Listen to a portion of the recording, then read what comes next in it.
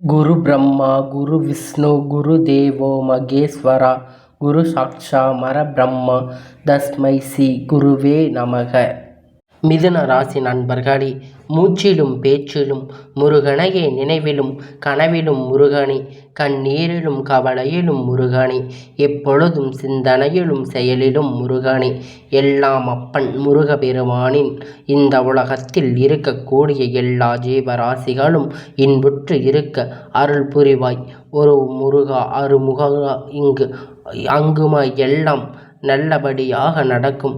தத்ரூபமாக இருக்கக்கூடிய எல்லா விஷயத்தையும் ஒளி வீசக்கூடியவரே அப்படின்னு இப்படி போற்றக்கூடிய விதமாக இந்த முருக பெருமானுடைய எல்லா விதமான நன்மைகளையும் கூறக்கூடியது என்ன மிதுன ராசிக்காரங்களே, எல்லாம் எப்படி இருக்கீங்க? இந்த புதன் பகவான் ராசி அதிபதியாக கொண்டவங்க. உங்களுடைய சிந்தனைகள் யாருக்கும் ஈடு இணையே வர முடியாது.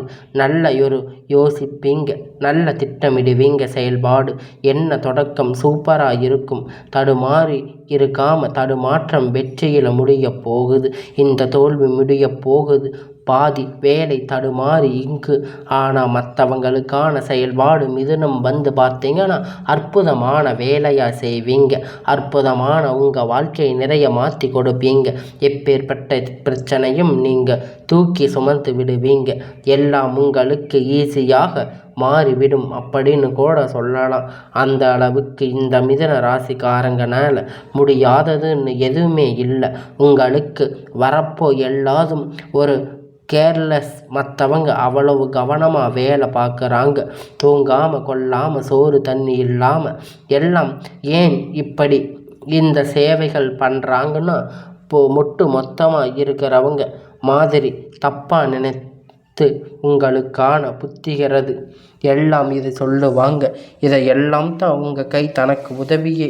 இதை மற்றவங்களுக்கு உதவிட அப்புறம் மாதிரி உங்களுடைய குண அதிசயம் வந்து உங்களுக்காக எல்லாம் மற்றவங்களுக்காக அதிகமாக வேலை பார்க்குறவங்க. இதனால் மிதுனம் வந்து இப்பவும் அதே கஷ்ட காலத்தில் வாழ்ந்துட்டு இருக்கீங்க. சரிங்க, அதற்கு ஒரு மாற்றம்தான் கொடுக்கறதுக்காகத்தான் இப்பொழுது இப்படி ஒரு தலைப்பு பார்த்திருப்பீங்க. இந்த மே 31க்குள்ள உங்களுக்கு இருக்கக்கூடிய 8 பிரச்சனைகள் முடிவுக்கு வரப்போகுது. மிதுன ராசிக்காரங்களுக்கு 100% உண்மையான விஷயம், 100 ரகசியமும் கூட எல்லாம் மாறப்போகுது. அந்த ரகசியத்தை உங்களுக்குள்ளே வச்சுக்கோங்க. மற்றவங்களுக்கு தெரியாமல் பார்த்துக்கோங்க. புரியுதுங்களா?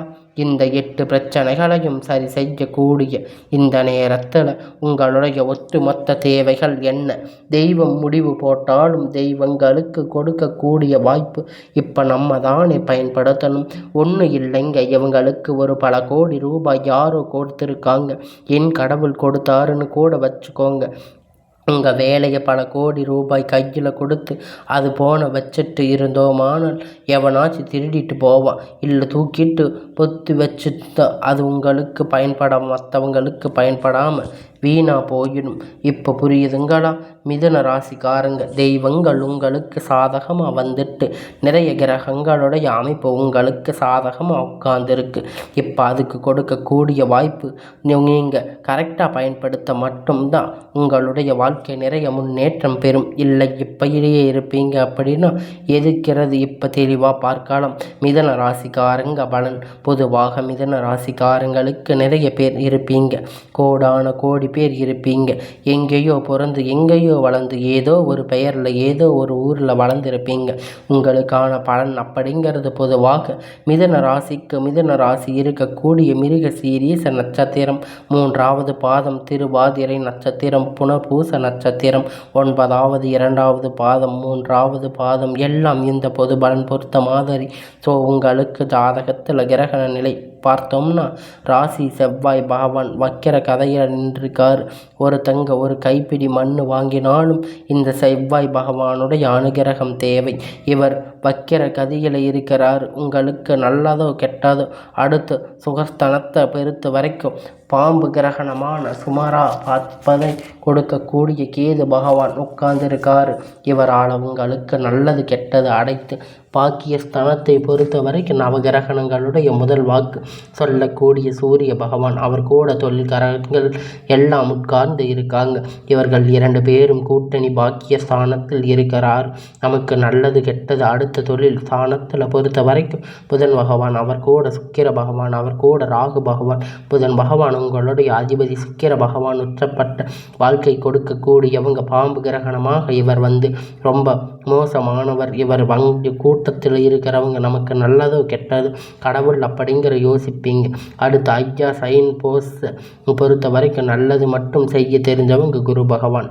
பலம் வராது. இதை பொறுத்து மிதுனத்திற்கு பலன் அப்படின்னா இந்த மிதுன ராசிக்காரங்க பொதுவாகவே உங்களுக்கு வரக்கூடிய எதிர்ப்புகள் எல்லாமே புத்திசாலித்தனமாக முடிக்கப்படக்கூடியது. வல்லமை படைத்தவங்க தான் இந்த மிதுன ராசிக்காரங்க. அவங்களுடைய அதிபதி புதன் அப்படிங்கிறவங்க. ஒரு ஆள் உங்ககிட்ட எப்பேற்பட்ட பிரச்சனையை சமாளிக்கப்பட்டாங்க. பயங்கரமான புத்திசாலியாக இருப்பீங்க.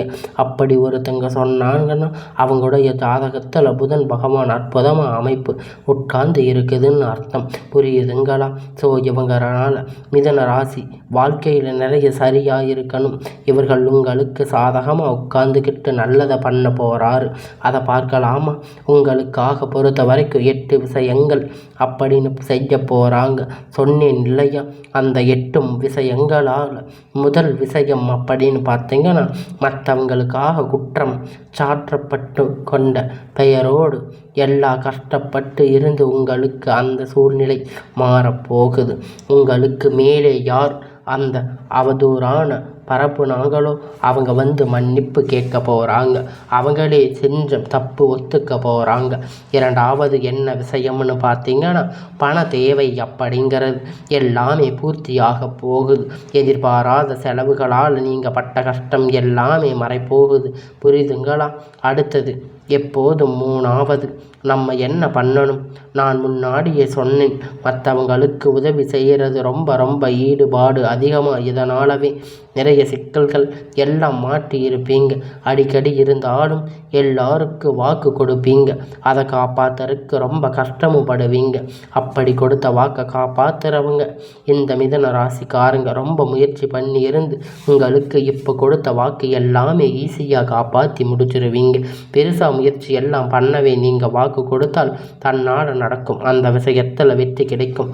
அடுத்தது விஷயத்தில் வெற்றி கிடைக்கும். அடுத்தது 4வது சொந்தமான வீடு இல்லாத ஒரு வாகனம் புதுசாக வாங்க முடியாமல் பழைய வண்டிகள் வாகனத்தை வச்சுக்கிட்டு கஷ்டப்பட்டுட்டு இருக்கீங்க. உங்களுக்கு புதுசாக வீடு கட்டி கொடுக்க யோகம் அப்படிங்கிறது வண்டி வாகனம் வாங்குவதற்கான யோகம் இருக்குது. எல்லாமே அடுத்தடுத்து 5வது விஷயம் அப்படின்னு பார்த்தீங்கன்னா மனசில் எப்போ யார் ஒரு பயம் பதட்டம் குழப்பத்தோடு தவிச்சிட்டு இருக்க உங்களுக்கு அந்த குழப்பம் பதட்டம் எல்லாம் பயம் விலகி மனதார தைரியமாக அதிகமாக போகுது. அடுத்தது 6வது பார்த்தீங்கன்னா சொந்தம் தொழில் பார்க்குறவங்க, வியாபாரம் பார்க்குறவங்க, இல்லை கூலி வேலை செய்கிறவங்க, எந்த துறையில் இருந்தாலும் சரி, என்ன வேலை பார்த்தாலும் சரி, உங்களுக்குன்னு அதில் இருந்த எல்லா பிரச்சனைகளும் இருந்த மற்ற நிலை மாறுதுங்க. புதிய ஆர்வமான எல்லாம் உங்களுக்கு தகுதிக்கு ஏற்ப நல்ல வேலை கிடைக்கும். அடுத்து 7வது உத்தியோகம்னு பணிகள் இருக்கின்றாங்க.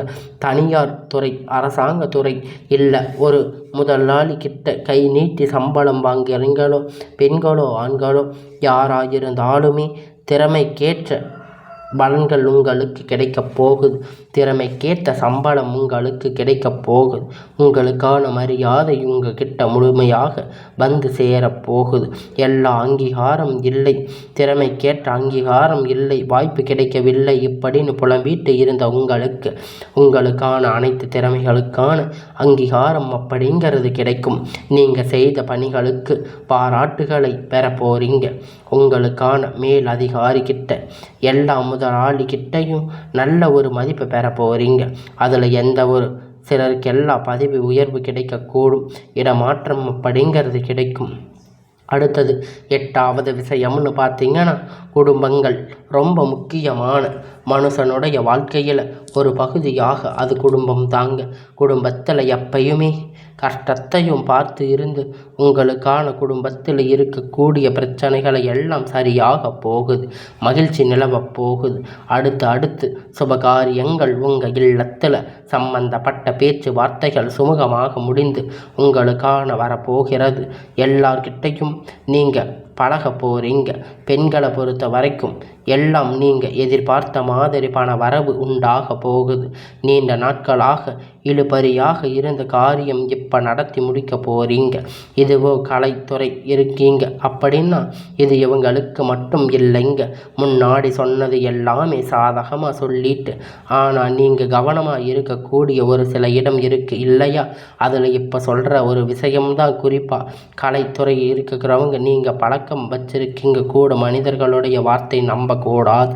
ஏன்னா அந்த கலைத்துறையில் இருக்கிறவங்க அப்படிங்கிற வாழ்க்கையில் வந்து இந்த கலை அர்ப்பணிச்சிட்டு யாரோ ஒருத்தங்க சொல்கிறாங்க அப்படின்னு சொல்லிட்டு அவங்களுக்காக நம்பி வாழ்க்கையை இழந்துடக்கூடாது. வாய்ப்பு அதிகம். அதனால் உங்களுடைய சிந்தனை சரிப்படாத அப்படின்னா யோசிங்க. அதோட மாதிரி எல்லார் மீதும் ஒரு கண்ணு வச்சுக்கோங்க. அவங்க பேசுகிறது எல்லாம் உண்மைதானா? அவங்க செயல்பாடுகள் எல்லாம் நமக்கு சாதகமாக? எல்லா துறையிலும் கவனம் தேவை. அடுத்த அரசியல்வாதி பொறுத்த வரைக்கும் உங்களுக்கு இத்தனை நாட்களாக நிலுவு வந்த பிரச்சனை எல்லாம் மறையப் போகுது. எல்லா பிரச்சனையும் திரும்பும்.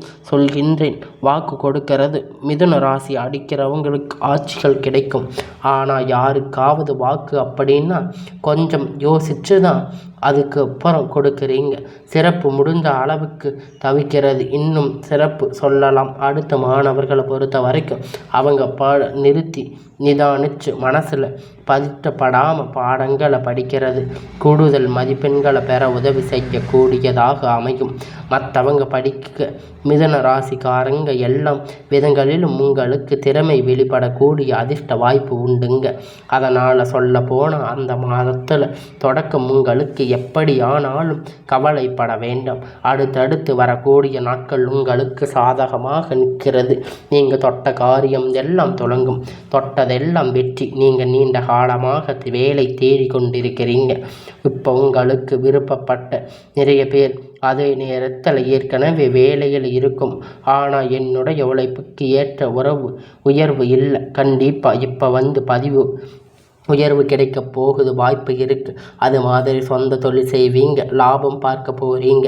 நிலம் வாங்கிறது இது மாதிரி கனவுகள் எல்லாமே நிறைவாக போகுதுங்க. உங்களுடைய பெரியவங்களுடைய சொத்துக்கள் எல்லாம் அது தொடர்பான தகராறுகள் எல்லாம் உங்களுக்கு நீங்கி உங்களுக்கான தீர்ப்பு, உங்களுடைய முன்னேற்றங்களும் சொந்தங்கள் உங்களுக்கு வந்து சேரும். அதே மாதிரி தேர்வு போட்டிகள் தயாராகிறவங்க இப்போ முயற்சி பண்ணிக்கோங்க. அப்படின்னா அரசாங்க உத்தியோகம் உண்டு. மேலும் மாணவர்களை பொறுத்த வரைக்கும் சில நல்ல செய்தி கிடைக்க பெறுவீங்க.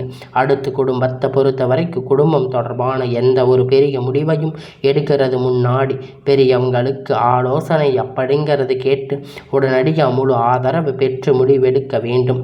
சிறப்பான விஷயங்கள் எல்லாம் இன்னும் ஒருபடி மேலாக நம்ம தெளிவாக சொல்லணும்னா சூரிய பகவானை பொறுத்த வரைக்கும் 9வது வீட்டில் அமர்ந்திருக்காரு. உங்கள் ஜாதகத்தில் நண்பர்களுக்கான தேவையில்லாமல் செலவு பண்ணுறீங்க. இதில் நீங்கள் கவனமாக இருக்கக்கூடிய இடம்னு பார்த்தீங்கன்னா அதே மாதிரி விஷயமாக கோபத்தின் மூலமாக விராயம் ஏற்பட வாய்ப்பு இருக்குது. கோபத்தை கட்டுக்குள்ள வச்சுக்கோங்க. எல்லாம் அதே மாதிரி மனைவி மக்கள் கிட்ட மனசு விட்டு பேசுங்க. ஓகேங்களா? எதையும் மறக்காதீங்க. அதே மாதிரி கடன் தொல்லை அதிகரிக்கிறது வாய்ப்பு இருக்குது.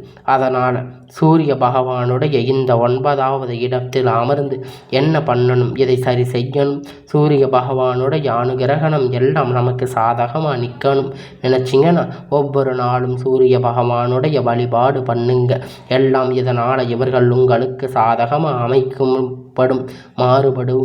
அதே மாதிரி சந்திர பகவானுடைய நவகிரகம் உங்களுக்கு ஏற்ற மாதிரி பலன்களை எல்லாம் கொடுக்க போகுது. இவரை தொடர்ந்து செவ்வாய் பகவான் உங்களுக்கு ராசி 9வது வீட்டில் அமர்ந்திருக்கார். இதனால் மனைவி பிள்ளைங்களுக்காக தாராளமாக செலவு பண்ணுவீங்க. நகை நட்டு வாங்கி கொடுக்க சந்தோஷப்பட போகிறீங்க. அதே மாதிரி கட்டண தொழில் எல்லாம் சிறப்பாக நடக்கும். சொத்து சம்பந்தப்பட்ட எல்லாம் உங்களுக்கு சாதகமாக வந்து அமையும். இது செவ்வாய் பகவானுடைய 9வது இடமாக அமையும். உங்களுக்கு அதிர்ஷ்டம் அப்படின்னு பார்த்தீங்கன்னா அதே மாதிரி பார்த்தீங்கன்னா வெற்றி பெறக்கூடிய வாய்ப்பு இவர்களுக்கு கொடுக்குறீங்க. ஸோ செவ்வாய் பகவான் உங்களுக்கு வாழ்க்கையில் நிறைந்து ரொம்ப அதிர்ஷ்ட காலமாக அடுத்து புதன் பகவான் உங்களுக்கு அதிபதியாக 10ஆம் வீட்டிலையும் உட்கார்ந்து இருக்காரு. இந்த 10ஆம் இடம் அப்படிங்கிறது தொழில் ஸ்தானத்தில் கூறியவங்க. இதனால் வேலை பார்க்கக்கூடியவங்க இடங்கள் கெட்ட பெயர் வராமல் பார்த்துக்கோங்க. உங்களுக்கு கொடுக்கப்பட்ட வேலை மட்டும் கரெக்டாக பண்ணிக்கோங்க. அதே மாதிரி உங்களுடைய வேலை மற்றவங்களுடைய தலையில் இருக்குது அப்படின்னா அதுக்கு இடம் கொடுக்காதீங்க. அதே மாதிரி மிதுன ராசி சேர்ந்த ஆண்களாக இருப்பீங்க அப்படின்னா பெண்களாக இருக்கிறீங்கன்னா ஆண்கள் செலவு அதிகரிப்பீங்க வாய்ப்பு இருக்குது. ஸோ பண விஷயம் கவனமாக இருக்கணும். அடுத்து நல்லது மட்டும் தெரிஞ்சு குரு பகவான் உங்களுக்கு ராசி 12ஆம் வீட்டுக்கு அமர்ந்திருக்கார். செய்கின்ற தொழிலில் எல்லாம் கவனம் தேவை. உங்களுக்கு இருக்கக்கூடிய அந்த சின்ன தேக்கு நிறை மாற்றி வைத்திருக்கீங்க. அதே மாதிரி வேலை அப்படின்னு பார்த்தா கொஞ்சம் கவனமாக எல்லா விஷயத்துலையும் இருக்கணும். இந்த மிதுன ராசிக்காரங்களுக்கு வாய்ப்பு இருக்குது. அதை நீங்கள் பயன்படுத்திக்கணும். உங்களுடைய பணிகள் கவனம் கொஞ்சம். அடுத்து சுக்கிர பகவான் உங்கள் ஜாதகத்தில் பொறுத்த வரைக்கும் 10ஆம் இடத்துல உட்கார்ந்திருக்கார். இவருடைய அமர்ந்திருந்து உங்களுக்காக ரொம்ப சிறப்பாக இருக்கும். உங்களுக்கு அதிபதி பகவான் கூட இவர் கூட்டணியில் தான் உட்கார்ந்திருக்கார். அதே 10ஆம் இடத்துல புதன் பகவான் செய்யக்கூடிய விஷயம் சுக்கிர பகவான் உங்களுக்கு சாதகமாக உட்கார்ந்து செஞ்சு கொடுக்கிறார். மாணவர்கள் இருக்குப்பீங்க அப்படின்னா ரொம்ப சிறப்பாக படிப்பீங்க. டீச்சர்கிட்ட பாராட்டு பெறுவீங்க. இதில் எல்லாம் உங்களுக்கான எல்லா நன்மைகளும் நடக்கும். ரொம்ப சிறப்பான ராசி அப்படின்னு கூட சொல்லலாம். சனி பகவானை பொறுத்த வரைக்கும் 9வது இடத்துல உட்கார்ந்துருக்கார். இவர் எப்போதுமே முதலீடு அப்படிங்கிறது மெயின் பண்ணுவாங்க.